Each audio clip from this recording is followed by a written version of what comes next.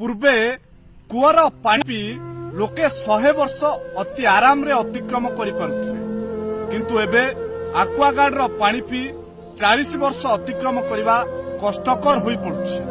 पूर्वे लोक माने घणारे पेड़ी तेल खाई वृद्ध अवस्था रे खटी पारुथिले किंतु एबे लोक माने डबल फिल्टर तेल खाई वृद्ध अवस्था रे शक्तिहीन होई पड़ुछन्ति।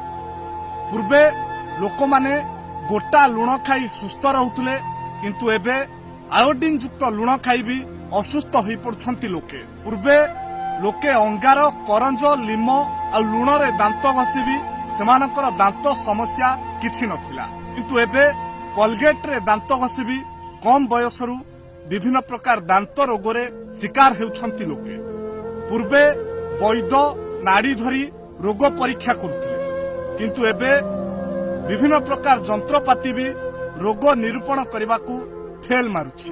पूर्वे 7-8टी छुआर मां वृद्धा अवस्था रे चाष करबाकू जाउथिले किंतु एबे प्रथम मास ठारू चिकित्सा आरंभ करा जाई शेषरे पेट फाड़ी प्रसव करा जाउछि।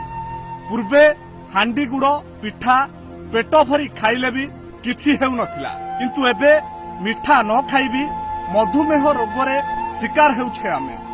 परिशेष रे केवल एतिकी कुहा जाई पारे मनुष्यर जीवन शैलीर मान दिनकु दिन जेते उन्नत हेउछि बा जेते सरल हेउछि सेतिकी जटिलता भितरे पसी आमे घांटी हेउछे।